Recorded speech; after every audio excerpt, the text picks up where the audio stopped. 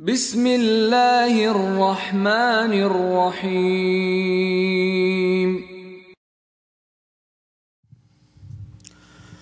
أعوذ بالله من الشيطان الرجيم. بسم الله الرحمن الرحيم. ربي اشرح لي صدري ويسر لي أمري واحلل عقدة من لساني يفقهوا قولي. الحمد لله رب العالمين، ثم الصلاة والسلام على سيدنا ونبينا وحبيب إله العالمين أبي القاسم محمد. اللهم صل وعلى آله الطيبين الطاهرين المعصومين. أما بعد، فقد قال الله تعالى في كتابه المجيد: بسم الله الرحمن الرحيم. إن ربكم الله الذي خلق السماوات والأرض في 6 أيام. صدق الله العلي العظيم. اللهم صل على محمد. Your second for love of the Ahlul Bayt.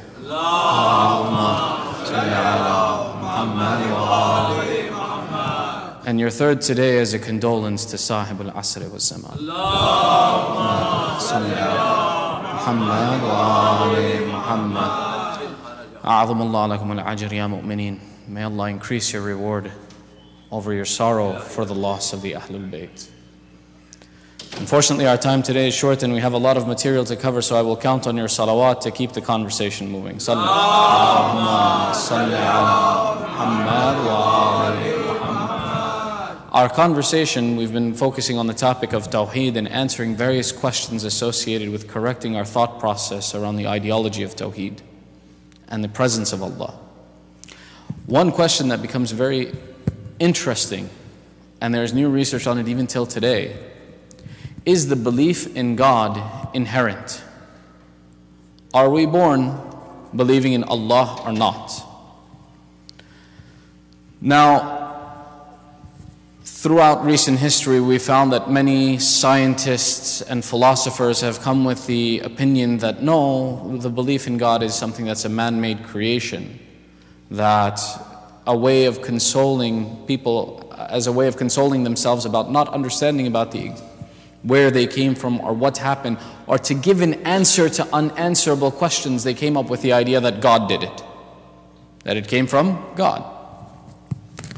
However, we find that just this month, actually, on July 6th, a new article was published by a scientist by the name of Nuri Vitaci in an online magazine called Science 20. And he brings the claim, which is very interesting. He says, no, atheism doesn't exist. The way atheists for years have been claiming that God doesn't exist, atheism itself doesn't exist. He points to this idea on the principle that he says when we look at even the claims of atheists and when we do surveys and we ask these atheist questions, they may say, I'm an atheist, but then you ask them, do you believe in a spiritual presence? And they say yes. Do you believe that there is an eternal soul? They say yes. Yani, even amongst the ideology of atheism, that is their answer to not understanding the presence of Allah, not to say that the one who believes in Allah is trying to answer questions that he doesn't have the answer to, but rather the other way around. That the structure and the ideology that there is no God is a contemporary thought process that is created in various societies. However, inherently, the way man is born, the way man is created, he comes with knowing that Allah exists, and that Allah is the answer to the questions that He has. We see in Surah Shams, we see وَنَفْسٍ وَمَا سَوَّاهَا فَأَلْحَمَهَا فُجُورَهَا وَتَقْوَاهَا قَدْ أَفْلَحَ مَنْ زَكَّاهَا وَقَدْ خَابَ مَنْ دَسَّاهَا. Meaning, I created the soul and I taught it right from wrong. Successful is the one who takes what is present in the soul, acknowledges it and supports it. What exists within yourself, the one who brings that out and expands on it and improves on it and follows upon it is successful. And the loser is the one who denies his own soul. The loser is the one who creates filth in his own soul when his soul already knows what the truth is. We take a look and we see that there are many arguments and many suppositions of where our Ahlul Bayt have taught us about the presence of Allah. In one argument, this man, he comes to our sixth Imam, Imam Ja'far as-Sadiq alayhi salam. Salli ala Muhammad wa ali Muhammad. And he presents a lengthy argument making wild accusations against Imam as-Sadiq, his grandparents, his family, and the whole Ahlul Bayt, and the whole system of religion. And Imam listens to him. And it's a very long conversation. And Imam sits and listens. The ashab of the Imam who are sitting near him, they want to object to the rude nature of the questioning, but Imam says, wait, let him finish.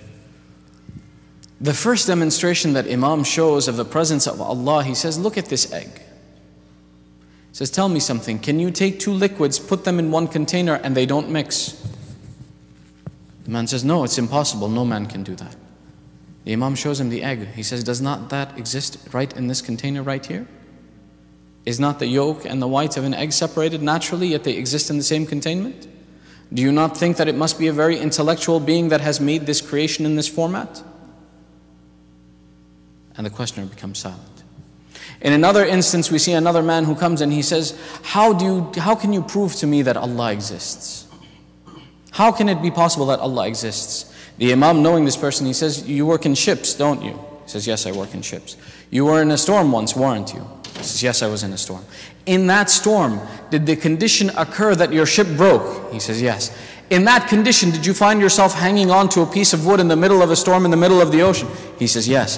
He says, in that instance, did you have hope that you would survive this storm? He says, yes, I had hope. He says, that hope is the sign that Allah exists. That when you have no hope for yourself, when logic dictates it's impossible, Allah is present who controls every situation, who brings you to a good solution. Sallu ala Muhammad wa ali Muhammad. Sallu ala Muhammad wa ali Muhammad. In one of these instances, we see one of the companions of our sixth Imam, Mufaddal ibn Umar.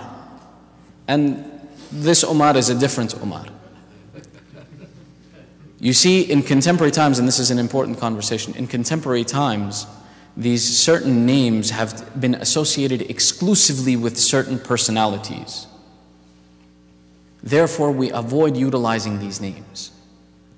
However, in history, during those contemporary times, these names were associated with many different personalities. Therefore, it's not unusual that we should see these names amongst the companions of the Ahlul Bayt, or that we should see these names even amongst the children of the Ahlul Bayt. So meaning that don't immediately resign someone based on their name. There were times, for example, one of the companions of our fifth Imam, his name was Yazid, and his grandfather's name was Muawiyah. Meaning both names were present, but he was amongst the Sahaba that we now even take authentic narrations from him. That some of our fiqh is built on narrations from this personality of Yazid. But now, contemporarily, these names have a very particular association, so you won't see them contemporarily, but it should not be considered strange that you see them in history. This Mufaddal, who was a companion of our sixth Imam, he narrates, he says, one day I went to Masjid al-Nabawi and I was sitting in the mosque, and I was sitting between the mimbar and the house of our holy Prophet Rasulullah sallallahu alayhi wa sallam.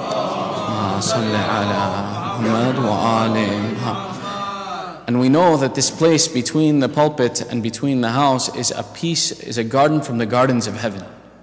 So for us, it's a great honor, and inshallah by the rights of this month we make dua that we all have the opportunity to go to Hajj, do the ziyarat of our holy Prophet, and to pray in this particular location.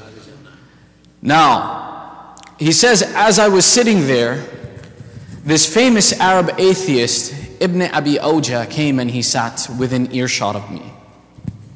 He came and he sat with his friends and he began to say, he says, the one who is buried in this house was a great man. He did many great things. He established and structured the Arabs. He gave them society. He gave them rules, and he organized them and created a whole empire out of them. Did many great things. But as if to pick fun at Mufaddal, he says, but the one thing I don't understand is why he talked about this God. This was a creation of his own, and this was useless, and I don't know why he did it, and he was such a foolish man. And he begins to berate the concept of Tawheed, monotheism, and the Prophet's message in front of Mufaddal. Mufaddal, listening to this, comes up to him. And Ibn Abi Awja knows that I've hit him on a nerve. Mufaddal comes and he starts berating Ibn Abi Awja. He says, how dare you? How could you be so illiterate and ignorant, and how could you be so lost and backwards, and that you would abuse the Prophet and you have no intellect? Ibn Abi Awja says, whoa, hold on there a second. Aren't you a student of Ja'far as-Sadiq? Mufaddal for a second stops. He says, yes, I am a student of Ja'far as-Sadiq. And Ibn Abi Awja says, then why is it that when we speak with Ja'far as-Sadiq, he doesn't talk to us like you're talking to us? He behaves with us very kindly. He gives us the opportunity to speak our piece and then replies very politely in the best of akhlaq. How can you claim to be the student of Ja'far as-Sadiq when you speak to us in this fashion?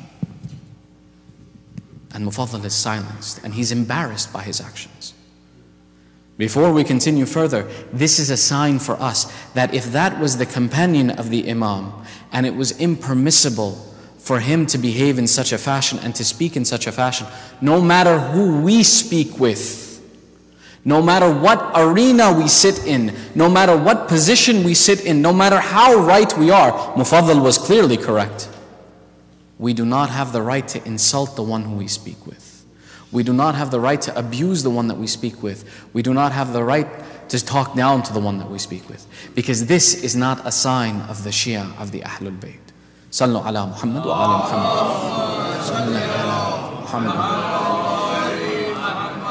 Remember, this month and these nights are as much associated with our akhlaq and improving our characteristics as they are associated with improving our knowledge, as they are associated with improving our spirituality, as they are associated with our increasing our connection with Allah.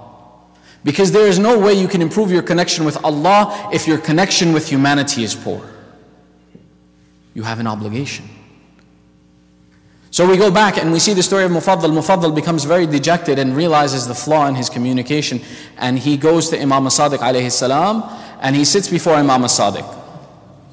Imam sees Mufaddal come to him. When Mufaddal comes, he says, Ya Mufaddal, why do I see you so dejected? What is the problem? Mufaddal narrates the whole situation with Ibn Abi Awja and he explains to him what happened. Imam says, come and sit with me tomorrow and I will teach you how to answer him. From this, we got the narration of Hadith al-Mufaddal.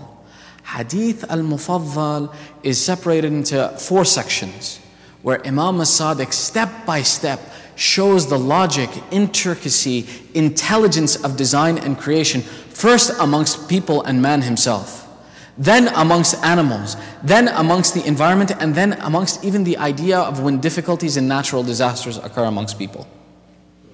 And this narration for us is translated even into English, into Urdu, into many different languages. As a matter of fact, I can tell you of my own experience that once sitting with a non-Muslim, they saw this Hadith al-Mufaddal on my desk, because you can find it printed. This person, he became very curious. He says, what is this? I said, it's a narration of history about the proofs of monotheism from an intellectual aspect. This atheist picked up this book, went, read this book, and came back and said, based on the proofs in this, I have a hard time continuing on the aspects of what I thought were intellectually correct. Sallu ala Muhammad wa ala Muhammad.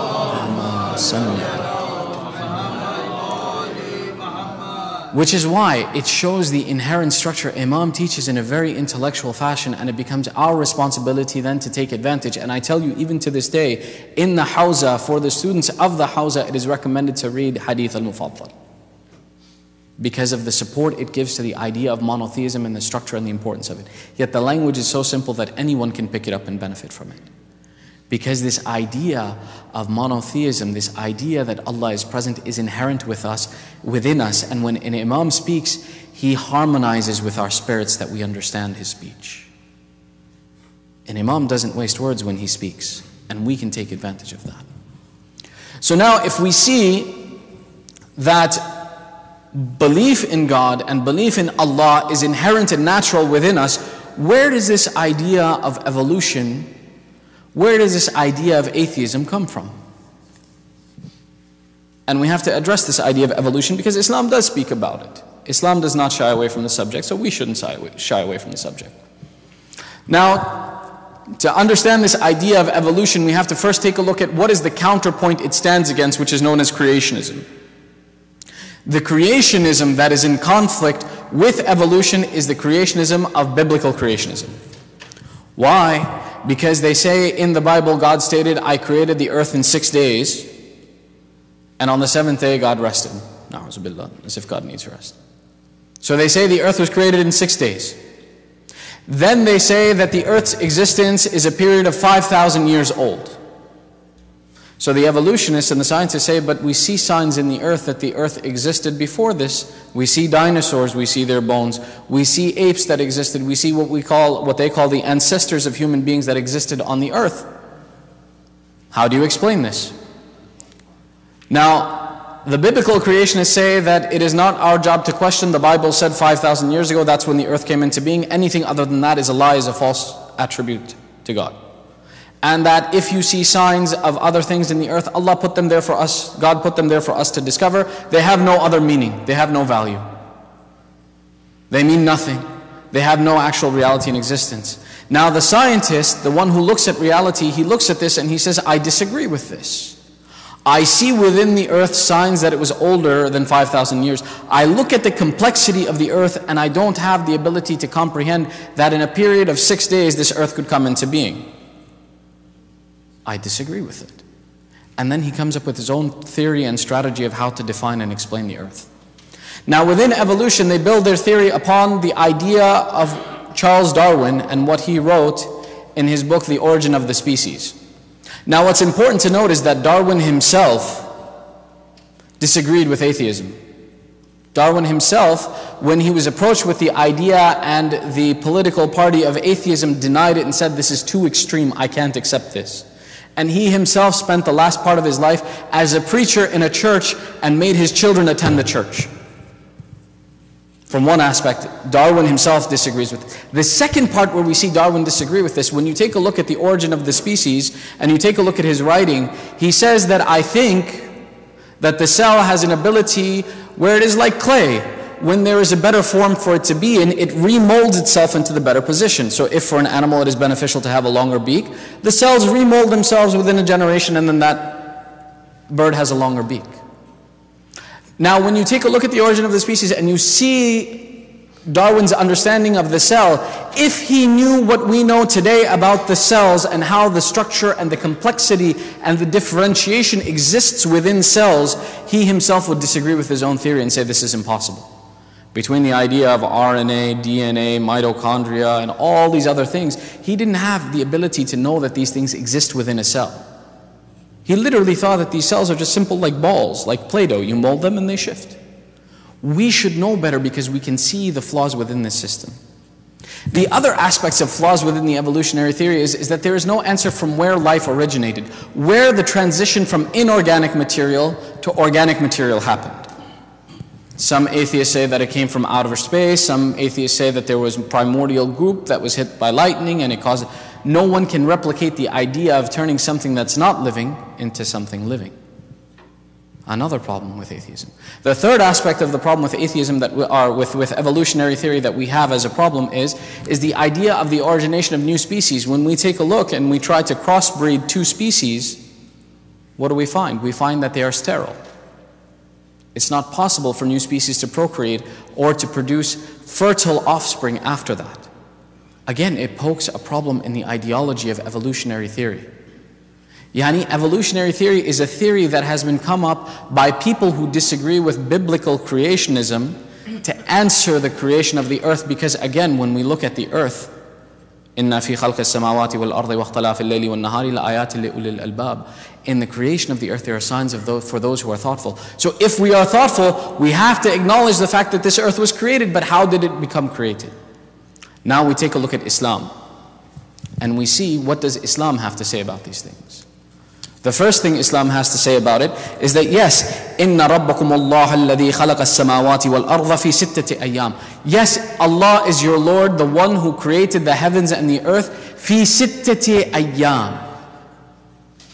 Now, someone may translate this as 6 days. However, we see that the meaning of ayyam, which is popularly known, a yom is known as a day, is not restricted to a day, but rather is restricted to a period of time. And our mufassirin have done a beautiful job of explaining it. They said, Yom refers to a day on this earth with the presence of the sun. And the changing and the rotation of the earth from the sun, we announce this as one day for a complete rotation. But how can you and I make the mistake of saying that this ayah refers to days of the sun when the sun and the earth are the ones that are being created in 6 periods? Sallu ala Muhammad wa ali Muhammad. Sallu ala Muhammad. So we see that yes, Allah has pointed to the fact that the earth was created in 6 periods. What is the time frame of those 6 periods? What is the definition of those 6 periods? We don't know. Islam does not disagree with science. This earth we know was utilized for creations before Nabi Adam, our grandfather. When we take a look at the ayah of Revelation, we see, Inni ja'ilun fil ardi khalifa. I am going to place on this earth a khalifa. The angels ask the question, أَتَجْعَلُ فِيهَا مَنْ يُفْسِدُ فِيهَا وَيُسْفِكُ الدِّمَاءَ? Are you going to put one in there who causes fasad and spills blood? How did the angels know that man has the ability to spill blood? How did they know that this is one who will call fasad? Because there existed Adam before our grandfather Adam. There existed many of them, to the extent where we know that in some of the narrations from our Ahlul Bayt, we see that the generation of man that existed before us was known as Nisanas. We know that the earth was used for the kingdom of the jinn. We see the signs in the earth that one of the creations on the earth were these dinosaurs. We have no disagreement with science to say that this earth existed before our grandfather Adam. However, when it comes to our grandfather Adam, we do not believe that he evolved from apes. We do not believe that he came from an inferior product. We believe that Allah created him and then sent him to this earth. So for us it becomes important to recognize, and again this is a very brief conversation because of the shortage of our time, that yes, there exists within in Islam an answer that associates well with science, and that we accept science. And according to some Mufassirin, there are over 1,000 ayats within the Quran that are associated with science and support scientific theories that were developed much later than 1400 years ago when Rasulullah sallallahu alayhi wa sallam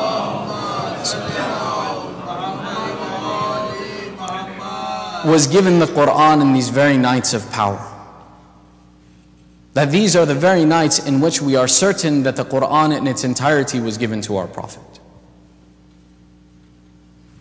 And that we should look within the Quran because we find answers within the Quran that support and harmonize with our soul and harmonize with the reality that we see in the earth. Biblical creationism requires that you have faith first, and then you will have understanding. Have blind faith, and someday you'll come to accept and submit yourself to the blind faith that you have. Islam makes no predisposition about this matter. It says, look, the signs are there. Allah has created the signs. Look and you will find within them understanding that will give you faith. So we should look within the reality that exists and find those signs. When we look, we'll see the flaws with the idea of the creationism of the biblical interpretation, and we will see the problems that exist within the concept of atheism, that an atheist himself has an impossible format in submitting to the fact that his soul is not immortal. That this life on this earth is all that he was created for and nothing else. The most basic problem is the problem with morality that it causes. And then there are much more complicated problems that it causes. Much bigger issues. But in this night, we have to take a break from this topic, and inshallah, with your salawat, we will continue this topic later.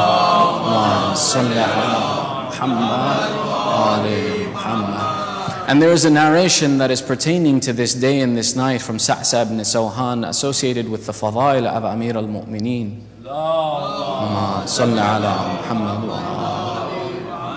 That we must mention, because it is munsalik, it is associated specifically with the day of the 20th of Ramadan.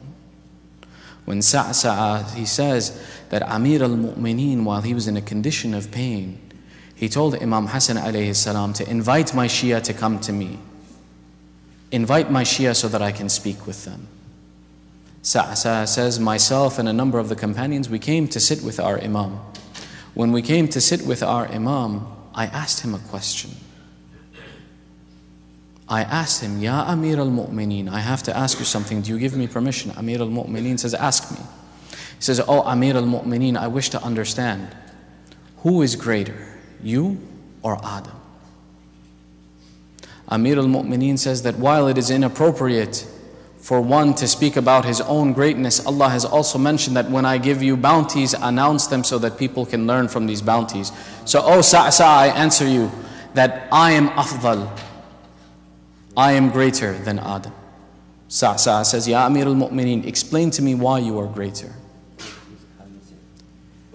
Amir al-Mu'mineen answers, he says, because when Allah created Adam, He forbade him from eating from the forbidden fruit,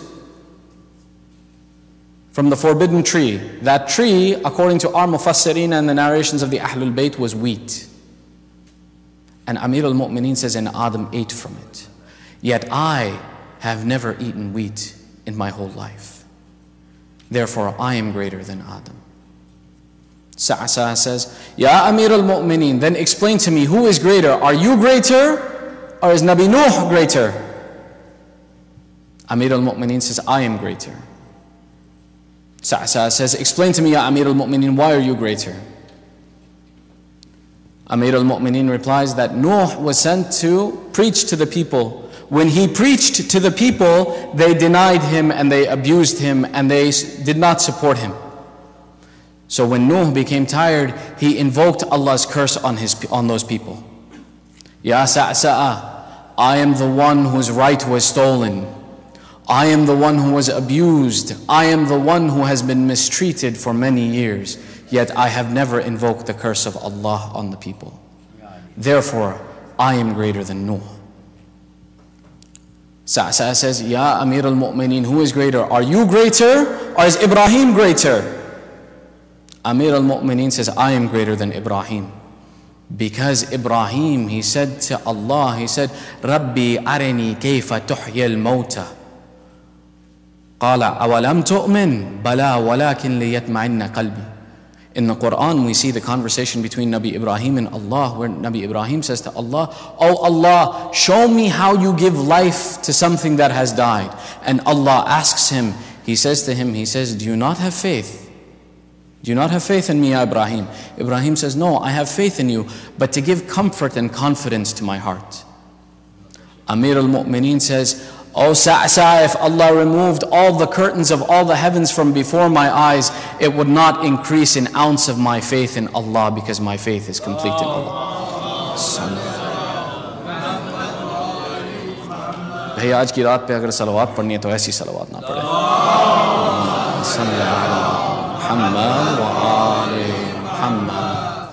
So then Sa'sa asked, Ya Amir al-Mu'mineen, who is greater? You are greater or Musa is greater? Amir al-Mu'mineen says, I am greater than Musa. Because when Musa was commanded by Allah to go to Fir'aun and to announce to Fir'aun the faith of Allah, Fir'aun said, Ya Allah, I have killed one from amongst their people and I am afraid that they will kill me. Send with me my brother Harun, whose speech is clear, that he may be my supporter and that they don't attack me. Ya Sa'sa'a, when Allah commanded through the Holy Prophet for me to take Surah Bara'ah to the people of Makkah and announce it, I went alone and I stood above the Kaaba and I announced to them and I recited to them Surah Tawbah, Surah Bara'ah, although there was not a household in the city of Makkah where I had not killed one of their relatives in the battles of Islam.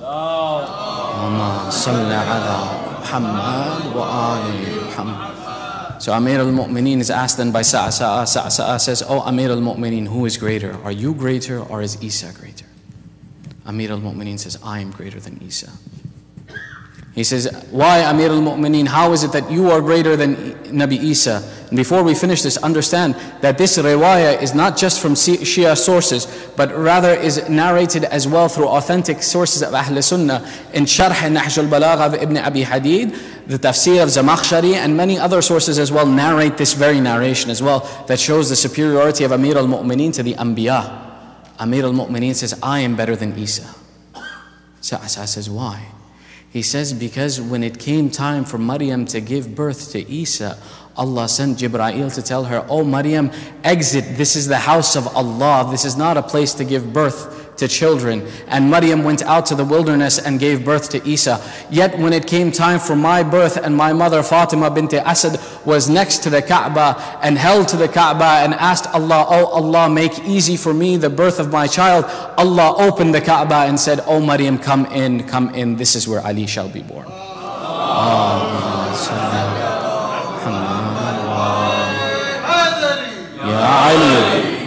Yani this is the narration that Amir al-Mu'mineen is teaching us about his fada'il before he leaves this earth. And tomorrow, inshallah, if Allah gives us life, we will spend the whole majlis discussing the fada'il of Amir al-Mu'mineen as we bear al-wada to Amir al-Mu'mineen. But this is also that time period where we see that Amir al-Mu'mineen is making his wasiyah as well too. He is calling his children close to him and giving them his wasiyah. And amongst this wasiyah, we see at one point in time, he turns and he says to Abbas, "Ya Abbas, hadha Zainab lak." Ya Abbas, this Zainab is your responsibility. After this, there's a narration that is narrated in Kamil al-Ziyarat as well too, where it says that Sayyidah Zainab goes to her father Amir al-Mu'mineen, and she says to Amir al-Mu'mineen, "Baba, I have heard a narration from Ayman. Baba, tell me, is this narration true?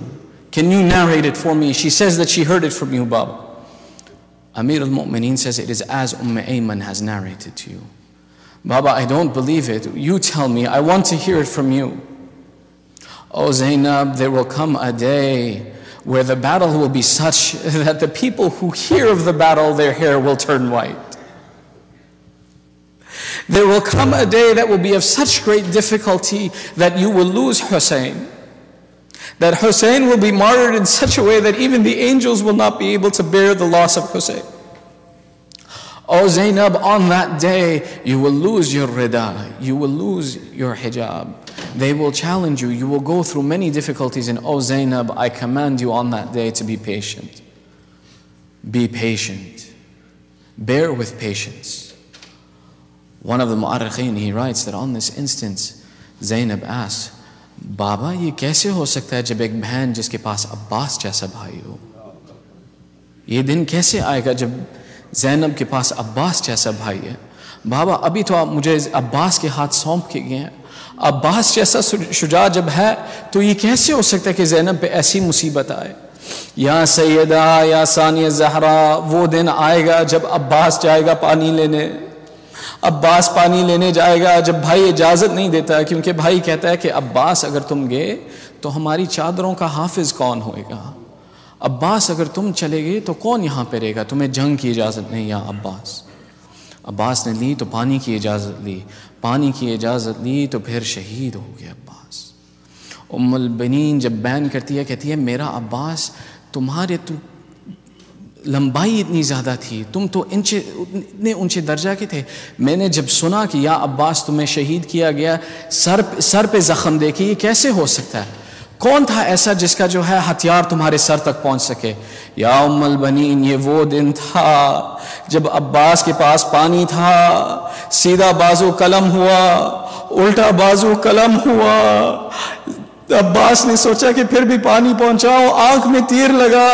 या उम्मुल बनीन, ये वो दिन था जब अब्बास ने तीर खींचने के लिए जब हाथ ना थे, सिर अपना झुकाया कि गोडों से तीर निकाले तो मौला के पास जा सके, तो मलऊन ने पीछे से वार किया और अब्बास को शहीद किया। या उम्मुल बनीन, ये वो दिन है जब हुसैन आए तो हुसैन ने अब्बास को देख के कहा, या अब्बास आज मेरी कमर टूट गई, आज मेरा जोर चला गया। अब्बास, आज के बाद हमारे पास कोई उम्मीद नहीं। मौला कहते हैं कि जब हज़रत अब्बास ने अपनी आखिरी फरमाइश की कि या इमाम, या मौला, मुझे वापस ख़ैमों में ना लेके जाइएगा, मैं जिसका ज़ामिन था मैं उसके सामने नहीं होना चाहता, मैं नहीं चाहता कि वो देखे मैं किस हाल में गया हूँ। अब्बास को जब छोड़ के तो इमाम हुसैन वापस जाते हैं ख़ैमों में, तो ज़ैनब कहती है, भैया अब्बास कहाँ है? मेरा भाई अब्बास कहाँ है? आप अकेले क्यों आए? हुसैन कहते हैं, या ज़ैनब, अब्बास शहीद हो गया। عباس کے دونوں بازو قلم ہو گئے، عباس کی آنکھ میں تیر لگا، عباس کو میں فرات کے پاس چھوڑ کے آیا ہوں۔ زینب نے بین شروع کیا، رونا شروع کیا، منہ پہ تماچے مارے، بال کھینچے، بابا آج آپ کی وصیت پوری ہوئی۔ آپ سمجھ میں آیا وہ دن کیسے زینب پہ آئے گا۔ وَسَيَعْلَمُ الَّذِينَ ظَلَمُوا أَيَّ مُنْقَلَبٍ يَنْقَلِبُونَ عَلَى لَعْنَةِ اللَّهِ عَلَى الْقَوْمِ الظَّالِمِينَ۔ ماتم حسین۔